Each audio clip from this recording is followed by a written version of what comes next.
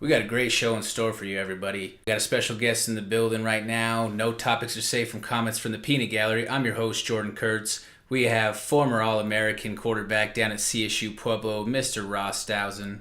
How you doing tonight, Ross? I'm great, man. Happy to be here. Thanks for having me. Yeah, man, it's great to have you on. So, it's been a little bit since you've been, in the public light when you were a standout down there for Coach Riston and the Thunderwolves. Tell us a little bit about, what's your story? Where you been, man? I've been around. It's been a while since my time down in Pueblo. I finished up down there, and I had a tryout in Tennessee. Things didn't go my way. Had another shoulder surgery. Went back to San Antonio. Went to school. Okay. Finished out grad school. Got my MBA, and moved back up here to Colorado after another round of school. And I actually was a tennis coach for a little bit of time too. Oh, okay. Very nice. And, just for the record, when you say Tennessee, you're referring to the Tennessee Titans, correct? Yes, sir. That would be correct. Just to strike that for the people out there listening who aren't familiar with your background on that side, just so we can establish that a little bit there. And so you're back in Denver now. That's correct? I am. Awesome, man. You've seen a lot of change with the sports climate since you've made the transition to Colorado. We've won a Super Bowl here in that meantime. What do you think of how everything in the Denver scene is? You've had the opportunity to go to some different sporting events, Avalanche, Nuggets, all of that. What do you think the Denver sports scene is like coming from a place like Texas? I think it's an exciting time to be in Denver, honestly. I think that goes without saying, but the Broncos, man, they look like they're going to be close if they can get a signal caller going next year. Vaughn's leading the defense, and they're always going to be tough, but if they can find someone that knows how to throw a football and put them under center, then I think they'll be pretty good. That's definitely, that's one major thing that they need among many other. I still attest to the notion that they need to shore up the trenches more than anything. I feel like they could have Tom Brady of his prime. They could have Dan Marino, John Elway, Peyton Manning, Steve Young, Joe Montana, the who's who of quarterbacks in history. If you have a Swiss cheese offensive line that's letting the guy get hit all the time. I just give you the exact example of an Andrew Luck out there in Indianapolis. You spent that high draft pick. You gave a lot up to be able to put yourself in that position to have him, but you didn't put yourself in a position to protect your investment.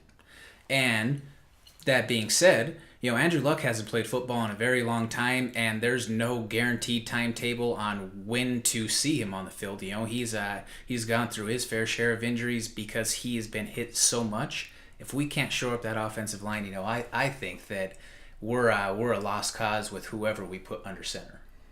No, you're actually 100% right about that. I'm a little bit partial to those that play quarterback. That's the first thing I notice, I guess. Oh yeah, absolutely, and that's totally understandable there. I think that there's some decent options that are out there for quarterbacks that are out there within the draft as well as free agency. We'll have a lot more to come with that. We had a great discussion going on before we went ahead and hit the record button. We wanted to make sure that we didn't go away with too much before we actually got on air. So, with that being said, we'll kind of dig into the nuts and bolts right away. We're coming right off of the Super Bowl.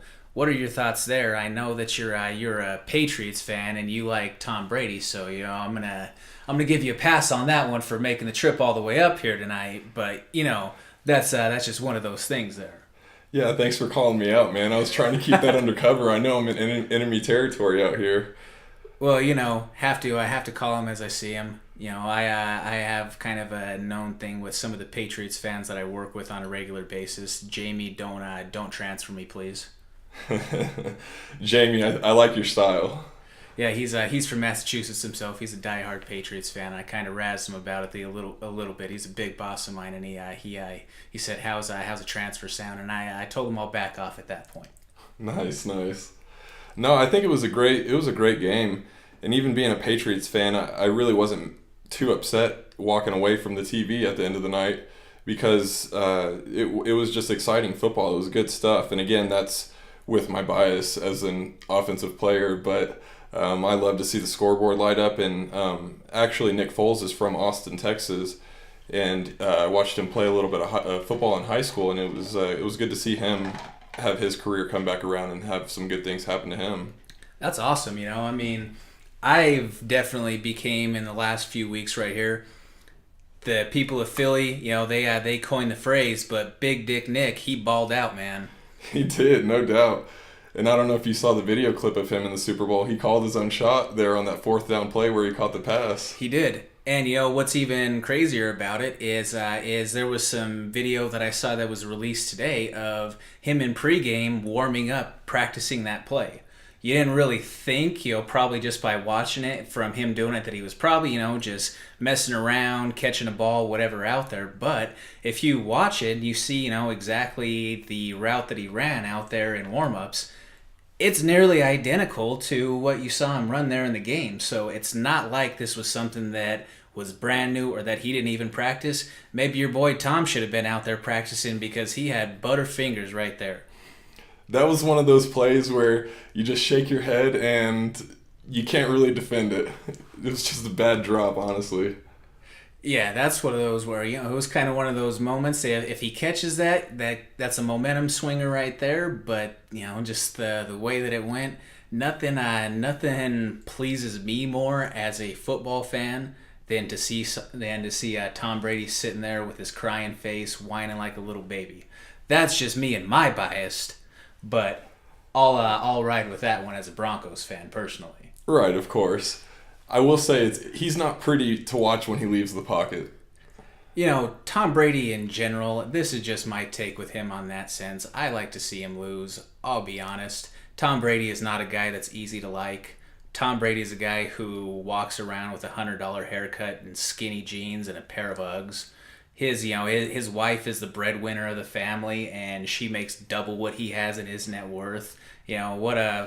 He comes into the Super Bowl in an outfit. The meme that went viral all across the board was that he looked like a woman who just won custody of her kids. Not too far off, the mouth-kissing son of a bitch. Did you see him the way that he was all over his kid? That was awful. I was sick to my stomach watching that. I sat there and was like, what is going on? And then you hear the voice in the background. Nothing comes without a cost. When this kid starts walking around in a trench coat and dressing in goth, you know why. Jesus Christ. Like I said, man, I know that's one of those things that, you can't really defend it. But, I mean, at the end of the day, if Giselle's my wife, I'll gladly let her be the breadwinner. I mean, I guess that's the TB12 way. We'll just let that one sit there. But, kind of reeling it back in with the Super Bowl, one guy that really stood out to me, and, they had the victory parade today out there in Philadelphia. He was out there dressed like Aladdin on acid, but Jason Kelce put on an absolute clinic during the Super Bowl. He had guys on skates all day long. He was chipping off guys, climbing to the next level, sealing blocks off. He was a big part of some of those big plays, especially the LeGarrette Blount touchdown early on. His block was in my opinion what sprung that touchdown. So he really kind of stood out to me. He doesn't get anywhere near as much publicity or credit in the media or acknowledgement just based off of who his brother is, being that his brother is the Kansas City Chiefs standout tight end Travis Kelce. But he's been a very big player his entire career. He was a big standout at Cincinnati. He was roommates with our very own Derek Wolfe of the Denver Broncos. So he's had his fair share of big time moments with a lot of big time guys. He's just finally getting that nod. And if you haven't had the chance to listen to his victory parade speech today, I definitely encourage you to take a look at that. Because if you want to see a guy who maybe has a WWE future, sounding almost like Paul Heyman himself out there announcing, if you love the Philadelphia Eagles, give me a hell yeah. That's 5 minutes of him going up and down the roster, calling people out up and down the way that the media wanted to blast them, saying that, oh, this guy was too small. This guy didn't fit the scheme. He went up and down, top to bottom, called everybody out. It was fantastic. I absolutely loved it. It was awesome to see him have some success, man. It's like you said, he's kind of, gotten no publicity because of who his brother is, and he's an offensive lineman too. But he did have a hell of a game, and it was cool to see him pave the way for LeGarrette on that touchdown. And again, I was happy for LeGarrette. It was cool to see him in there, giving it back to the Patriots after they didn't want to re-sign him. Absolutely, and then kind of it wasn't because of this reason. Chris Long all along didn't have the intention of re-signing with the Patriots because he just felt like, he could fulfill a bigger role elsewhere. He was grateful for his time last year and getting his ring with the Patriots. But I'm a huge Chris Long fan. He's a very big social advocate. He donated his entire salary this year to philanthropy causes. I'm a big fan of him. Like I say, this is now his second ring. I think that definitely is, enhancing some of his future credentials. I don't want to start putting that gold jacket behind him just yet because I don't know where he stacks up all-time numbers-wise, but two different teams, two rings. He's in the prime of his career. He's a guy that has that's had a lot of big impacts. I don't know. He's a guy that's definitely going to be noted for a long time. But it was great to see him have another year of success. Well, he's also a guy who's going to be noted for having a badass costume today. He went with a little Ric Flair fur coat. That he did. I was ready to start seeing the limousine riding, jet flying. I didn't see if he had him on, but I can guarantee if those gaiters were on, they were going to be hard to keep down. Oh yeah, but he kind of speaks to the whole story of the Eagles this year, why they're kind of a fun team to watch. They had a lot of guys that were active with, like Chris Long, for social activism and social justice. And I mean, Malcolm Jenkins. Yeah, Malcolm Jenkins was one as well. And like they said, they were kind of they felt like an underdog team, and they were an underdog team as the number one seed the entire playoffs. And I think those kind of things coming together made them an exciting team, and why a lot of people it was easy to pull for them. I would definitely agree, and I think that a parallel that people can draw from the situation coming into this Super Bowl for this Eagles team was to the Giants of yesteryear when Phil Simms, your franchise quarterback, gets hurt. A couple weeks left in the regular season, you ride out the entire playoffs based off of your defense and your system that was able to get you through with a backup quarterback, and you go on to win the Super Bowl. So that's a very, very close comparison in my eyes in terms of system correlations or the way that they were just looking at the situation itself. Crazy thing is, with that particular example, the defensive coordinator of that championship team for the New York Giants was one Bill Belichick, under the tutelage of the head coaching of Bill Parcells. That's right. I forget that. So it's crazy. The hoodie, that was one of the hoodie's 7 rings during that season. What do you think? Do you think he's back this next year? I don't know. I think there's a good chance that he might be out, especially with old Josh McDaniels pulling the snake move on the Colts yesterday. Yeah, I know Josh McDaniels is another hot name here in Denver, but even as a Patriots fan, I got to be honest, I'm not really high on Bill Belichick right now. Personally, I think whether he realizes it or not, and I'm sure he does, he sabotaged their chances in that Super Bowl by not playing Malcolm Butler. So whether he'll retire, when he retires, I don't know. I don't think it'll be this year, but when he does, he'll definitely go down as the greatest still. But he's lost a lot of trust, I guess, in my book. I would say, yes and no, depending on what the true story of what really went on with Malcolm Butler was, because I've heard a lot of reports from people that are, supposedly qualified sources that are stating that he potentially was at a concert or was out, and about with a club. Rick Ross may or not have been involved. Rick Ross has also been very well known to be tied to the Patriots organization. He was even seen on TV this week celebrating and hanging out with Robert Kraft himself.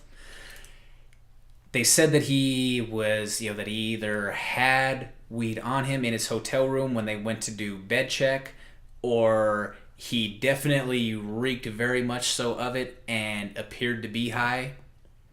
He also was said to have broken curfew based off of the events. So this is my take on where it might have been coming from Bill Belichick, just because as much as I absolutely hate and cannot stand the Patriots, and I'm not necessarily a Belichick fan, but I respect the hell out of him just because the dude has been the example of what a coach is or what a coach can do for an organization. I don't foresee that he intentionally sabotaged that for no reason. I think that from some of the reports that were stated, that Malcolm Butler also had an emotional breakdown with the coaches upon being confronted about the issue. Who knows how much animosity and how much steam that he let off based off of the Stephen Gilmore issue. I know that that was something that throughout the year was reported on, that it was having a strong mental effect on him, that he didn't get that big contract and they offered that to somebody out of house, especially given what he felt was something deserved, being that he was the hero for their victory in the Super Bowl against against the Seahawks. If it was to that level or something to that effect, I could understand the decision. And I could almost even go as far as to say that I understand why he did it in the way that he did. If he would have made some sort of announcement prior to the point in which he did, then you have some sort of distraction. You have possible division within the locker room and animosity built up because of that. You have a Barrett Robbins type of situation from years and years ago when the Raiders made the Super Bowl against the Buccaneers. You have situations like that create a distraction away from the team versus right away, right before the game, hey, this is what we're going to do. We're going to roll this way. You have no chance for anything but a knee-jerk reaction. You don't let guys have a chance to overanalyze what's going on. You just let them get into the game and react. Did it probably massively impact their chances with some of the things that they had breakdowns with defense that Butler probably would have been able to help? I don't doubt that. Not in the slightest. But I also feel like there is something to be said about having some sort of structure and order. If he were to have gone that far and he said the magic words to the coaches in that emotional breakdown, I can't necessarily say that I disagree. That's where I'm trying to rationalize it, just because there's not too many things that you can't have some sort of rational tie that Belichick has done throughout his career. Yeah, no doubt, Jordan. I think I thought that way very similar, or starting out right after the game. In my opinion, I know as a player, even if I knew my teammate was Malcolm Butler, of course, there's two sides to every story, and like you said, Belichick has proven his worth as far as making sound judgment on tough calls, and whether the whole story is out there or not at the time, he always acts in the best interest, or has shown to act in the best interest of the team in the quote unquote Patriot way. Right. And but I don't know. In this instance, I just know if I'm a player for the Patriots right now, in my opinion, Malcolm Butler, if he was really having disciplinary issues, he should have sat for a half, and then he can come play the second half when we're getting our asses kicked, and I'm looking on the sideline and 21 is healthy, and I'm knowing we need help on defense, so. No, hey, I agree with you there, and I can't say that I am 100% on board with how he handled it and not play him at all. I'm just merely saying that from a coaching standpoint, if that's what happened and that is the reasoning behind it, I can at least see where it was coming from. Like I say, I don't know how much all along throughout the year was a build-up between those guys, and if it was just finally like a straw breaking the camel's back type of situation and a message had to be sent on who really was boss. I don't know the details to that. Who knows if we, as the collective public, ever will. I do agree that it was something that had a major impact on their chances of winning that football game. Yeah, in my opinion, I think it's really easy to point to that as the single reason. I just think, at any point in that game, one stop is all it takes, because they still, with all that build up from him not playing, and I mean, apparently it was the highest offensive output in the history of the NFL, playoff and regular season. So there was no defense being played. None. Absolutely none. How do you think that impacts, just kind of sidebar real quick, what do you think that the Lions think about their hire of Matt Patricia based on that? it definitely doesn't bode well. But it's a guy like that that's had sustained success. Right. Has it's. I think they're going to look at his body of work before taking into consideration one game. But I mean, it's also not a good sign because you look at other Patriot coaches who've gone on to leave the organization as assistants and take head jobs. They generally have not been the most successful. Nope. I think he's going to fall flat on his face. I think that his fat ass is going to roll right in his hoodie with his beard and his stupid backwards hat as a head coach if he tries to wear it like that. Probably so, yeah. But, the thing is if you're 100% spot on that way, nobody really from his coaching tree has had a prolonged level of success at the head coaching level. Bill O'Brien, he's hanging on still down there in Houston, and if Deshaun Watson stays healthy, then hey, O'Brien might be the guy that kind of changes that narrative there on that side of things. But if you look through the history of some of the guys from his coaching tree, your Romeo Crennels, your Charlie Weisses of the world, Josh McDaniels in his first couple of stints out there, that's kind of what you're looking at. Mm-hmm. Well, we're going to find out one more this year too. Not only Patricia, but Mike Vrabel taking over in Tennessee. How crazy is that? Yeah. Going from being a position coach, making the big jump. You don't see that too often. Yeah, no doubt. But I mean, I think that's part of the stigma that the Patriot way carries with it. I mean, regardless of the success that other guys have had, they come from a winning organization, and other teams are willing to pay for that to try to bring that to their place. Oh, absolutely. And especially with the NFL being as notorious for being a copycat league as it is, if they see a system or a particular organization that's starting to have some success, or in general, sometimes it could be a team wins it 1 year and everybody else is trying to replicate what those other teams have done. I still think that our hiring of Josh McDaniels, as young and immature as he was at that time, was a direct copycat reflection of what Pittsburgh was able to accomplish with Mike Tomlin. Mike Tomlin had just won the Super Bowl the year previously as a very young head coach with the Steelers against the Arizona Cardinals.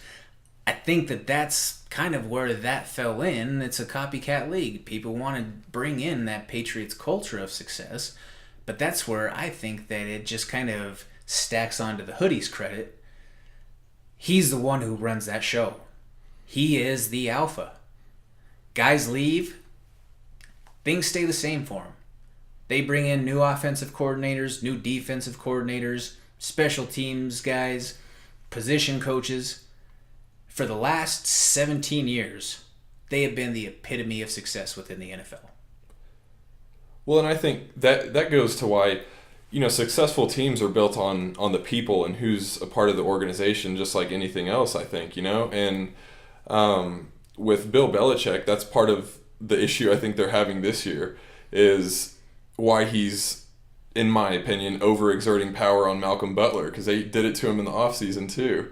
And why there are reports and stories all year long about Brady and Belichick and Kraft fighting for power now.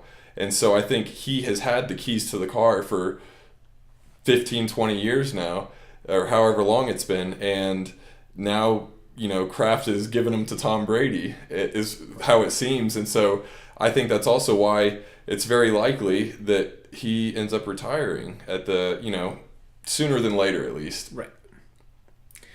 And I could see it being a lot sooner rather than later. I could see it potentially being this offseason with the way that everything is kind of transpired for them through the season. He is basically gotten rid of any sort of succession plan that the Patriots had in place. He sent off Jimmy G, who Jimmy G just broke the bank, baby. Jimmy G just absolutely cashed in out there in San Francisco. He set the bar. Kirk Cousins should be sending a thank you card, whatever gift basket you want to you want to call it, to Jimmy G, because Kirk Cousins is about to get paid based off of what Jimmy G got. Jimmy G has, I believe, 7 career starts, and he's going to be getting, I believe it came down to $27.5 million over the course of the next 5 years. If Jimmy G in 7 starts is getting 27.5, then Kirk Cousins is easily getting 30. Yeah, John Elway can't be happy. The price just went way up on Kirk. Big time. And the other guy that you thought you might kind of have an outside chance at getting a decent deal on just went and fucked around and won Super Bowl MVP on you. He was the other guy who, in my opinion, was a better choice that you could have picked in the draft in which you took Brock Osweiler in the 2nd round. You could have taken either Nick Foles, Russell Wilson, or Kirk Cousins with that number 2 pick. Yet you chose Brock the Cock. Yeah, I think that's where the pick of Brock, I think, is where the indictment of John Elway as a GM, where those kind of whispers started to grow. Yeah, I think that it was more so for John. I still always hold true. I think that was a pick from the heart. His son Jack went to ASU, was there at the same time with Brock, and was allegedly friends with him. I don't know the story. I don't know the guys personally to know how close of friends they were or not. But that is definitely a connection that is worth noting. For him to have basically put Brock at the top of the board above other qualified candidates. There is a very definite bias that I think can be drawn from that situation. For sure. But to that, I just say, bring on Baker. Yeah, I don't know, man. I've been on record myself stating that I hope that we don't take a quarterback at 5. But, that's something that we're planning on wrapping up with. Just, real quick to kind of transition away from the Super Bowl. Congratulations, Philadelphia Eagles. It was something that's been, long overdue for the city.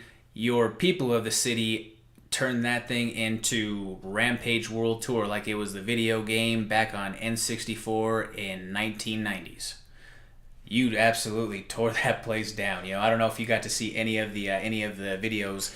Barstool is great. Barstool had people on the streets that entire night documenting what was going on. It was like the Purge 2018.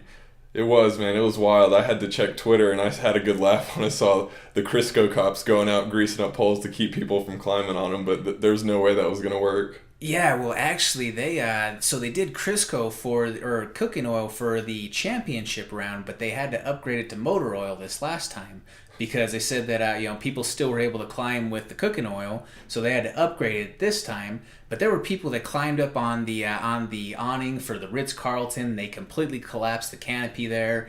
They busted the window out of Macy's right downtown. There was a Toyota Prius that got flipped. There were traffic lights that were getting pulled down. It was absolute mayhem and pandemonium through the streets. That was a place that they had trash trucks lined around kind of a perimeter downtown. I don't know if Ross, if you've ever watched the show The Wire, but they said this on Barstool, and it made me think about it, and it was almost spot on and accurate. It was like Amsterdam in there. Yep. It was. I have watched The Wire. Everything was basically, it was all hell breaking loose, and all was legal within that perimeter. So it was. It would have been a crazy atmosphere to have been at. If you were in that Philly area that night. Philly definitely has never been short on the soft side of things. Let's call it. Yeah, no, they haven't. But I mean, to me, act like you've been there. Oh, I agree. I think that there's no excuse to destroy your city, literally destroy your city because you won. To me, that's stupid. Why are you breaking out the windows of businesses and doing that sort of dumb stuff? I get partying and raging through that. That's cool. Even maybe a little bit of riot here and there. I'm not opposed to it. I like to party. Who doesn't? Yeah, of course. Within reason. You're not, like I say, you're not turning this into Rampage World Tour. I actually think they're making a movie based off of that coming up. I think maybe The Rock's in it, which is probably fitting. Rock's in everything anymore these days that has anything action related. Somehow Jumanji turned from a Robin Williams movie into a video game with The Rock just kicking ass somehow. Yeah, that's probably exactly why I never watched it. But you got to consider this coming from a Spurs fan, man. You know I'm from San Antonio, so we've won a couple now, and so I'm just, Yep. I guess maybe I'm just a little bit biased myself and used to the championship parade. Oh yeah, you're about the fundamentals, all about the process there. Something that's not necessarily the process, but will transition into it. It's always an icon, always a big draw for many people every single year. I think that this year's Super Bowl halftime show was one of the better ones in a long time. JT, Justin Timberlake, he was smooth out there. I'm usually not the biggest spectacle person for the halftime show. That's usually when that's I'm stuffing my face, grabbing another beer, doing something of that nature, not really paying attention to the halftime show. I really don't care. The only one that I wanted to watch, I didn't. That was the Red Hot Chili Peppers because the Broncos were sadly getting just packed. But we'll leave that for another day. Justin Timberlake was absolutely killer in my opinion. What did you think from that? Yeah, man, he gives white guys hope. He's a lot of. It was a cool show, man. I was a little disappointed that Janet Jackson didn't show, but The only thing missing from the show was a titty. Exactly. But it was. I think he did a good job, man. I thought he killed it. But again, what do I know about music?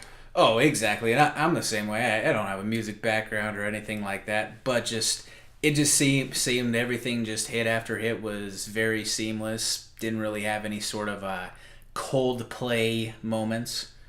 God, that was awful. No kidding. Yeah. Yeah, that was granted, I sat through that because that was my Broncos winning that time, but that was bad. It's not always going to be perfect, but I guess it's a little bit more entertaining though when it goes that way sometimes. Yeah. Sometimes I love the Prince tribute, especially when they did the cutaway and they had the lights all around the stadium through that area in Minneapolis, just kind of showing that Prince logo lit up. And then maybe even better than that, someone on the internet had a meme that went out viral that instead of Prince on the big draw, it was the Dave Chappelle rendition of Prince that was photoshopped into the photo with the blouses pose. God, that was killer. I was sitting there laughing so hard when I saw that. Whoever did that, you are an internet god. Thank you very much. That's awesome. Yeah, the Prince tribute was my favorite part. Yeah, that was nice. Awesome. Yeah. So real quick, I want to take a couple of seconds just to shout out a local partner up here in the northern Colorado area. I'd like to shout out Carlson Property Solutions for any of your handyman, home repair, or restoration and renovation needs. Give Brian and Becca a call at 970-775-4274, or you can look them up online at carlsonpropertysolutions.com. That's 970-775-4274 or carlsonpropertysolutions.com. I also want to give a shout out to Keith Lynch of Fort Collins for being selected as the first winner of our Fan Friday giveaway. Congratulations, Keith. Also, everybody out there listening, keep your suggestions coming in to keep yourself in line for those giveaways for our Fan Fridays. February 9th, we'll be announcing the very next winner as far as that goes. So thank you very much for everybody that's participated. We appreciate all of your feedback here at Comments from the Peanut Gallery. Where to follow us? You can follow us online at galleriesofpeanuts.com. Also look us up on Facebook at Peanut Sports. You can find us on Instagram, Comments from the Peanut Gallery, and search us on Twitter at Peanut Podcast. Ross, is there any place that you'd like for people to follow you or kind of keeping yourself private? No, it's been a while since I've been on social media. I appreciate it though. Alrighty, man. Just figure that I would give you the opportunity to throw in any sort of plugs or anybody that you wanted to shout out on that side of things. Coming away from the break on that, let's talk about the NBA trade deadline. That was today. There was a lot of shakeup there. There was so much that we can't go into all the fine details. But let's just kind of talk about the Cavs. The Cavs have completely overhauled their roster within one single day. What do you think about that? You're a big basketball fan. Yeah, I mean, I don't know, it's what they've grown to do the past couple of years. LeBron doesn't like the way things are going, and then he demands some action, and they make some trades and try to get into the playoffs and make a run. And, that's been the hot story this year, and I think they probably will get away with it after overhauling their entire roster today like they did. Yeah, it's absolutely insane. I'll just kind of quickly read off. There was an amazing graphic that ESPN was able to put together that showed exactly what they sent away as well as what they received.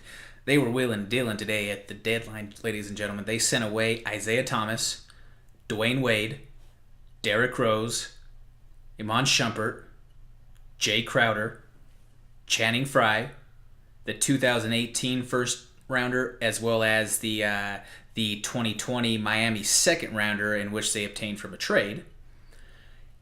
They were able to bring in, so now suiting up in a Cavaliers uniform, Larry Nance Jr. from the University of Wyoming, going to Cleveland, Jordan Clarkson, George Hill, Rodney Hood, and then that second rounder that we just mentioned that they traded away. Did they sign George Hill?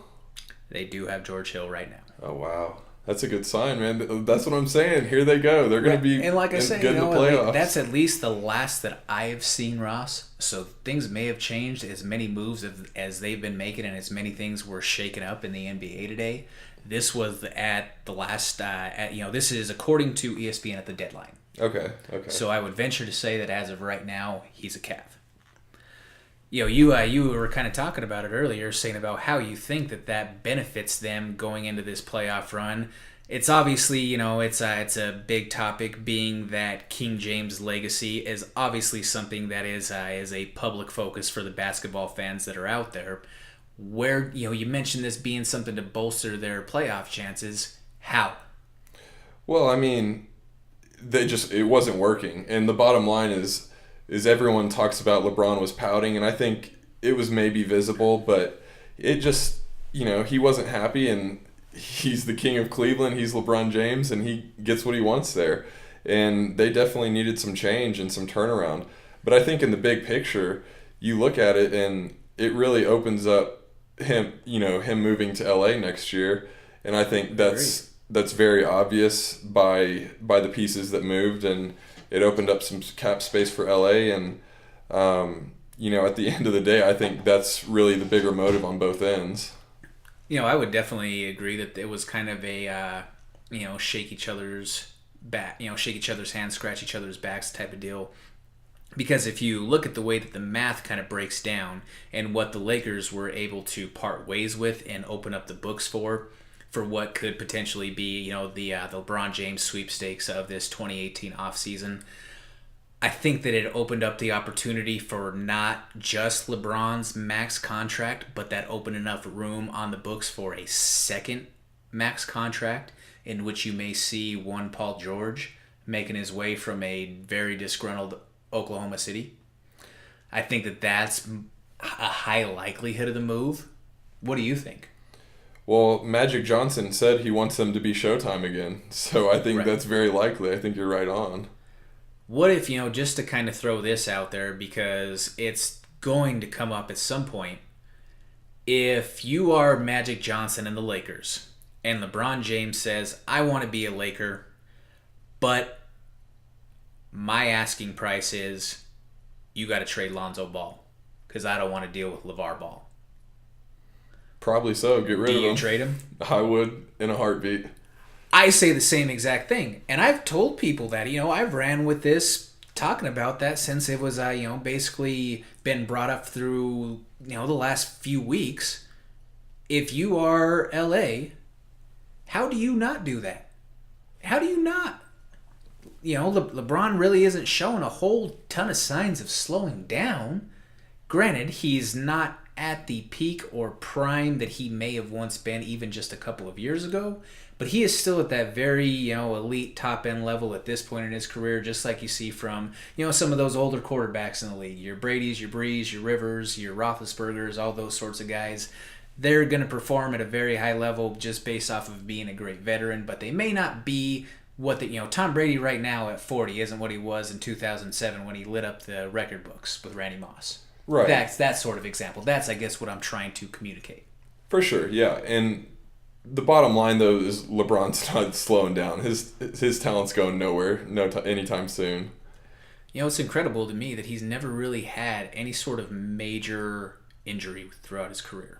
I'm knocking on wood right now for for the King, but like I say, it's incredible that he's had the tenure in the NBA that he's had without having anything significant that's kept him sidelined for any sort of sustained period of time, or that's been something to linger. Whether it be a knee to an ankle to an Achilles to shoulders, pinkies, whatever that you've seen from some of the greats in history.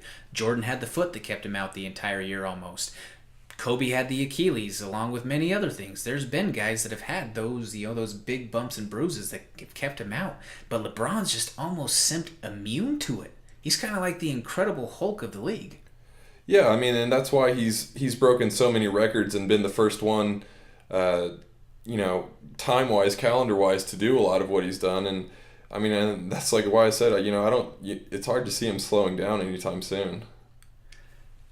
And yeah, it's hard to see that, and it's hard not to put him up there as at this point a clear cut number two. But I had a problem with his posting of his congratulations to himself for the 30,000 points. You posted that before you even did it. Come on, man. And I've grown on LeBron. I liked LeBron when he first came out and into the league. And then I really grew sour on him when he went through the whole decision phase, just because I'm more so of the adage, you don't make yourself bigger than the team or bigger than the game, and that's what he did by having the decision. It's not the fact that he left, it's how he left. And just, his whole immaturity, kind of bad guy act that he tried to run with for a little bit. But he's turned around on me. He's turned the corner character wise, in my opinion. But there's things like that that's just like, LeBron, come on, man. You're almost Tom Brady-esque in that sense, that you're not helping your own cause in terms of likability or helping you be favored by the general public. There's a lot of people that love you, but you are one of, unfortunately, the most polarizing sports figures that I feel like has came about in this generation.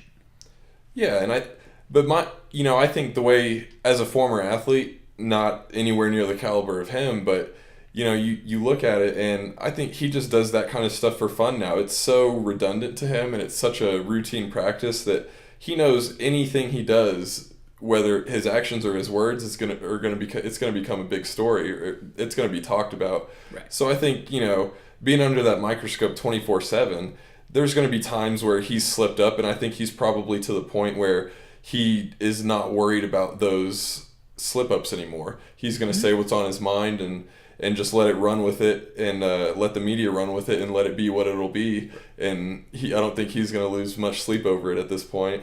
No, and I think you're right there. My whole when I saw him make the post prematurely, I was like, I hope that they shut you down. I hope they hold you to 6 points tonight, and you have to retract that stupid post. But maybe that's just me, and I'm just bitter. I'm the guy who looks for the wry side of things, or to talk a little shit or stir it up. Maybe that's just me. I mean, that's what it sounds like to me. Especially in relation to LeBron, probably a little bit on that side of things, just because I'm such a Jordan fan on that side of things, and no matter what LeBron does, he will never cross Jordan in my eyes. Well, that makes two of us. Yeah, exactly. Just let's kind of tie our transition away from the NBA. What did you see from the quarterbacks in this Senior Bowl, or have you seen so far from the guys that are coming out? And what may be, being that we're in Colorado, no disrespect to your fandom to New England, and being that we have a top 5 pick, who do you take at 5? Give me a little bit of that. Well, that's a loaded question, of course, but it depends on what they do. If they go after Kirk Cousins, of course, but if they don't sign Kirk Cousins, they've got to take a quarterback, and I think it should be Josh Allen. I know people have an issue with him, but oh my God, here we go. Listen, I'm telling you, he needs reps, man. That's all it is. He played in a pro style offense. He's not Brock Osweiler. He's not Baker Mayfield, who was never under center. He's a big athletic guy with a big arm, and the more he plays, the better he's going to get, I believe. Man, he played in the Pillow Fight Conference, and I'm a huge Mountain West fan. I'm a CSU Ram myself. I love the Rams. Don't get me wrong. I like the Mountain West. I'm not trying to, I'm not trying to disrespect them, but I know that I am, and I know it's going to come off that way. But if you just get down to brass tacks about it, it's a pillow fight conference in terms of what you're looking at with defenses and those sorts of things in relation to what, in my opinion, you're evaluating it for an NFL quarterback. To me, I don't know. Maybe that's just my take, and I'm just a fan. I'm an outside looking in type of guy. You've been there and done that through the process. You're a lot more, in tune with how all of that goes. Help me out here.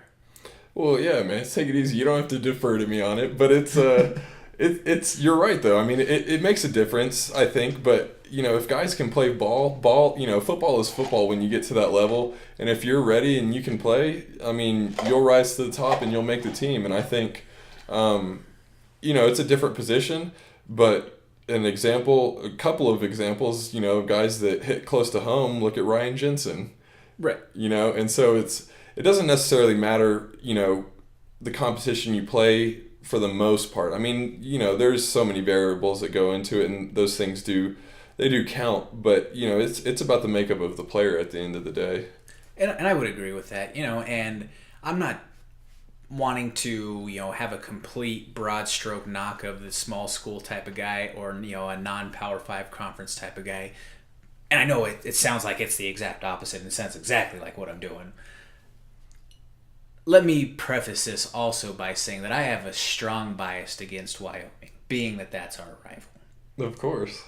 So I don't see it with Josh Allen being at that caliber of a number 5 type of pick. I just don't see it being that high. Do I think that he can have a good chance at being a quality NFL quarterback? Yes, I do. I think that he has all of those traits that you spoke of. I just don't think that it's worth taking him that high. That's my opinion. I don't think that any of these quarterbacks are one that are worth taking at 5. That's my take. I don't think that any of these guys are ready for that spot. That's why you have to go after a free agent. I agree. I think, in my opinion, if I were the Broncos, if I were John Elway, I'd go after Kirk Cousins first. But, the good thing is, with the draft, here's what's going to happen. Because Cleveland feels like they missed out on Carson Wentz last year. Who's the Carson Wentz of this year? Josh Allen. And so I don't think Josh Allen's going to fall to Denver unless they trade up, and I don't think they will. So if they don't go after Kirk and Josh Allen's gone, bring on Baker.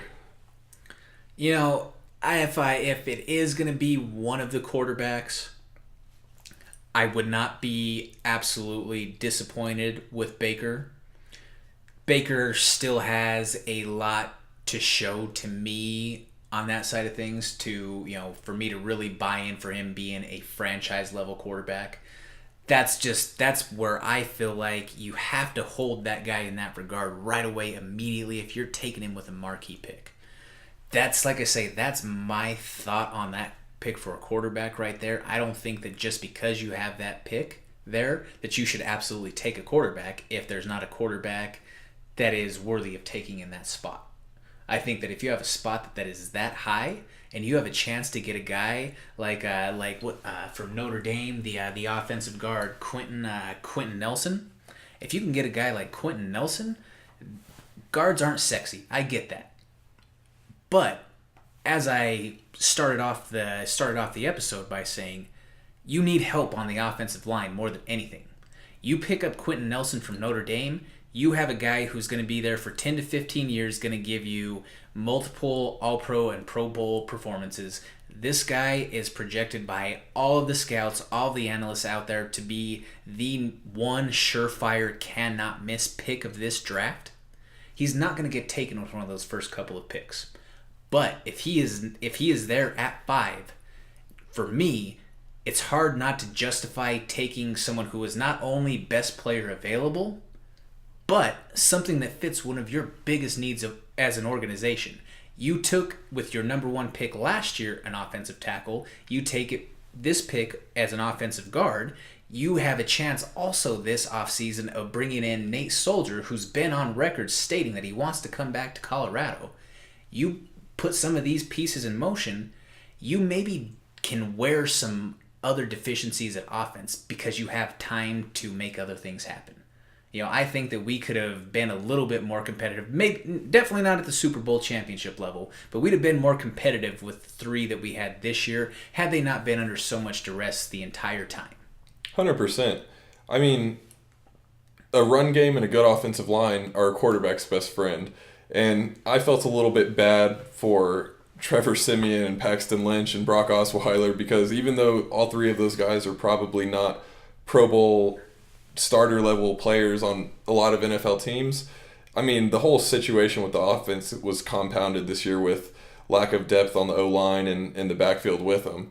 So I think you're spot on. If they can get an O-line and shore up other positions with those high picks, go for it. But then they have to sign a quarterback. Right, and I'm with that, and that's where I think that the guy that he's not really getting a whole lot of talk right now, but will continue to climb on people's boards is Mason Rudolph out of Oklahoma State. I think that there's a guy like a Mason Rudolph out of Oklahoma State that you have a chance at getting maybe with a second or a third round pick. So you're not only addressing a young quarterback need, but you're also taking that, like I say, the best player available in the entire draft in Quentin Nelson at offensive guard coming out of Notre Dame. You shore up that need. You have some other flexibility with spots, depending on what you're able to bring in with free agency. This may all be a moot point once free agency comes around too, because who knows what they're going to bring in? Who knows what moves John Elway is going to make to bring free agents and guys in trades and things of that nature. Like I say, I think that if you bring in Quentin Nelson on the offensive line, you draft a quarterback with one of those later picks. I'm interested in seeing the development of Lamar Jackson. I know that there's been a big upswing as far as his progression or the thought that scouts have had within the last few weeks of him. There's been a lot of reports from people working at him at his workout facility that he's made leaps and bounds, starting to go from NFL type sets, just running in practice and those sorts of sets in workouts. He unfortunately gets the narrative of is he just an athlete or is he a good quarterback? With all the physical skills that he has, Ross, help me out here.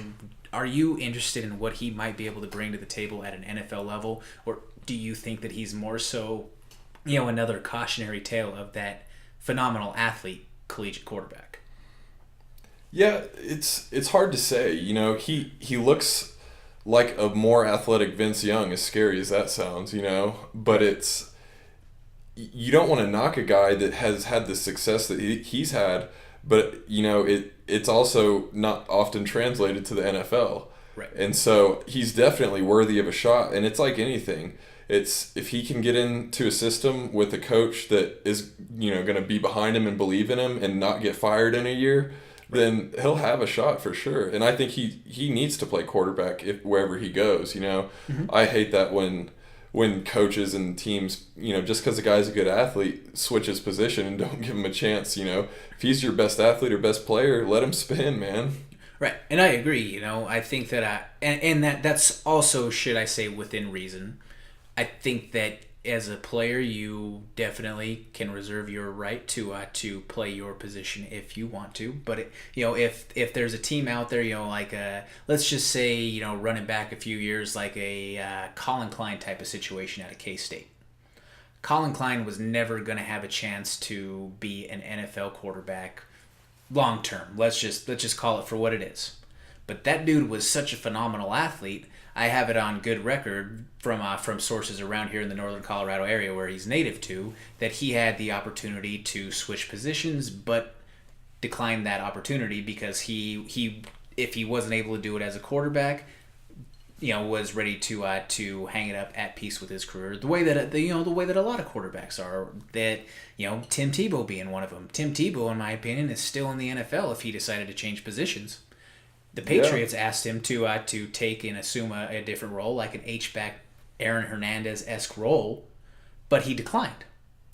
Yeah, and I think that's the hard part about the position is you've got to have that blind confidence sometimes to when you're playing that position. That's just what it takes when people are booing or yelling at you after an interception, and your coach is in your ear. You've got to go back out and do it again, and that's the oldest cliche in the game, but it's true. And I think that's what prevented some of those guys from making that change, and holding on to that pride. But again, a guy like Lamar Jackson, it's got to be a backup plan as a position switch, and who knows when he'll go. Maybe second, third round. Hopefully not too late. I mean, he deserves a shot, and I think he's proven himself as a quarterback. I definitely think that he deserves to have a shot as a quarterback. And if he for some reason is unable to find success or be able to stick on there, I can definitely see him having some Terrell Pryor type of success, making that position change and making the transition to a receiver or something like that, because he really is that good of an athlete when he has the football in his hands. Put him in space, and that guy is incredible with the football. Yeah, no so doubt. it would be a shame to see that wasted if it's just simply because he can't play quarterback in the NFL. Right. Well, let's not go throwing him under the Terrell Pryor bus yet. But I think hopefully if he does make a switch, it'll be a little bit more just successful. Just kind of making comparison on that side. Someone who made it to the league, was an established quarterback, and then had to pursue another avenue, but was athletic enough to sustain. Yeah, of course. That's more so. Terrell Pryor's had a lot of other things in his past that I don't want to put that evil on Lamar Jackson. But let's just. While I have you here, because you're definitely an expert on the subject, what do you think of some of the other quarterbacks?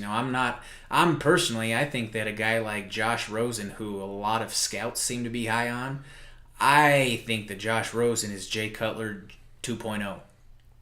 I don't know about Jay Cutler. I think Josh Rosen loves and cares about football, but I'm not high on him. I'm not so high on him either. I think. He's very polished, and he's had a great career, put up great numbers. But it's not really a hot take, but it's kind of what the consensus has been on him lately, is that he doesn't love football, and that's kind of a harsh indictment. But I think he'll have a fine career, but I wouldn't be sold on him as a very high pick. But who knows? I hope he goes to the Giants. And that's what's crazy to me, is that there's so many of these mock drafts and projections where he's one of these top quarterbacks that are being taken. A lot of these guys like Mayock and McShay, Kuiper, all of them, they're having like 4 quarterbacks taken in the top 10. I don't think that any of these guys are top 10 caliber quarterbacks, in my opinion. Well, he's too good to not draft, and maybe not in the to not let get out of the first round. I see a big issue with his accuracy, though. That's where I find the biggest issue with Rosen, and the fact that dude's legs are twigs. You bring James Harrison and you let that Debo silverback gorilla come through and just absolutely smash you.